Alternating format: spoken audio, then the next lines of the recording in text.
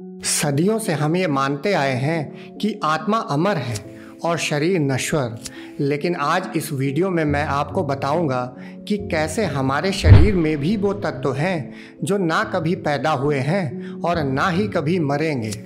इंसान अपनी देख पाने की लिमिट की वजह से अपना सारा अनुभव स्थूल जगत तक ही सीमित रख पाते हैं, जबकि अगर सूक्ष्म जगत में देखा जाए तो हमारी संसार को और खुद को देखने की अभी तक की सारी धारणाएं बदल जाती हैं।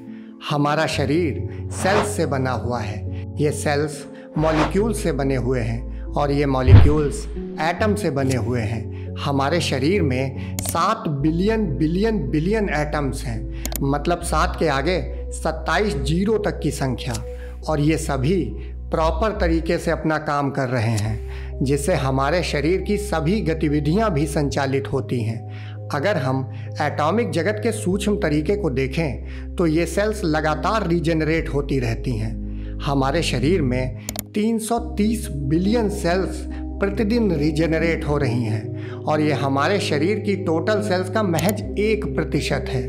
लेकिन इन सेल्स के अंदर जो एटम है वो कभी भी रीजेनरेट नहीं होते हैं। एटम किसी भी एलिमेंट का सबसे छोटा हिस्सा है और उस एलिमेंट की सारी विशेषताएं उसके हर एक एटम के अंदर भी समाहित होती हैं। जिस एटम के अंदर उसके न्यूक्लियस को बांधे रखने की पर्याप्त ऊर्जा होती है वो स्टेबल एटम कहलाते हैं और ये रेडियो एक्टिव ना होने के कारण कभी भी नष्ट नहीं होते हैं। हालांकि विज्ञान प्रोटॉन डीके से एटम के नष्ट होने की संभावना बताता है, पर अभी तक इस बात को साबित नहीं किया जा सकता है। पर अगर ऐसा होता भी हो तब भी उसमें खरबों साल का समय लग सकता है।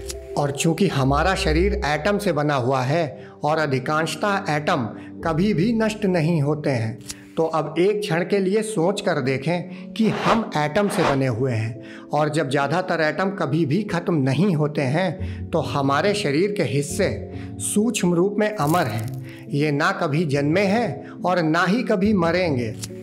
अपने शरीर की जटिल संरचना के बावजूद रासायनिक तौर पर हमारा शरीर 99% तक मुख्य रूप से 4 एलिमेंट से बना हुआ है, जो कि हाइड्रोजन, कार्बन, नाइट्रोजन और ऑक्सीजन है।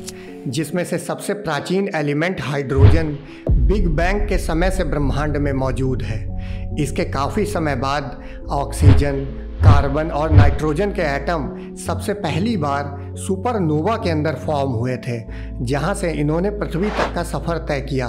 तो स्थूल जगत में तो हमारा शरीर औसतन 70 या 80 साल तक ही जिंदा रहता है, लेकिन एटम के सूक्ष्म जगत में हमारा शरीर अमर है। ये सुनने में आश्चर्यजनक है कि हमारे शरीर के कुछ एटम सूर्य से भी पुराने हैं। अभी तक हम एटम के सांकेतिक प्लैनेटरी मॉडल के बारे में सुनते आए हैं, जिसे बोर मॉडल भी कहा जाता है। इसके अनुसार जैसे सूर्य के चारों तरफ अन्य ग्रह चक्कर लगाते रहते हैं, उसी तरह अपने न्यूक्लियस के चारों ओर इलेक्ट्रॉन चक्कर लगाते रहते हैं। लेकिन क्वांटम फिजिक्स के अनुसार ये सांकेतिक मॉडल सही नहीं है। क्वांटम फिजिक्स कहता है कि असल में एटम का सही मॉडल एक क्लाउड की तरह है, जिसमें इलेक्ट्रॉन अपने न्यूक्लियस के चारों तरफ वेव फंक्शन में एक ही समय में हर जगह मौजूद रहता है। एक एटम के अंदर 99.9999% एम्प्टी स्पेस होता है और उस एम्प्टी स्पेस में इलेक्ट्रॉन वेव फंक्शन में हर जगह एक ही समय में मौजूद रहता है। तो ये कहना बिल्कुल सही होगा कि हमारा शरीर 99.9999 इलेक्ट्रॉन वेव फंक्शन से बना हुआ है और ये वेव फंक्शन एटम की फॉर्म में यूनिवर्स में हर जगह मौजूद है। इसका मतलब है कि हमारे अंदर यूनिवर्स और यूनिवर्स के अंदर हम समाये हुए हैं। क्वांटम फिजिक्स के आने से शाब्दिक तौर पर तो इसे समझा जा सकता है, पर इसका अनुभव ध्यान के गहरे क्षणों में ही होता है। धर्म ने तो इस विज्ञान को हजारों सालों पहले ही खोज लिया था। जीवन को हम जितनी गहराई से जानते जाएंगे उतने ही हम अंदर ग्रैटिट्यूड से भरते जाएंगे। अध्यात्म की ऊंचाइयों में शरीर, आत्मा, परमात्मा, पदार्थ और मन एक ही परम सत्य के स्वरूप हैं। आत्मा अदृश्य शरीर है और शरीर दृश्य आत्मा है। इसी तरह मन अदृश्य पदार्थ है और पदार्थ दृश्य मन है।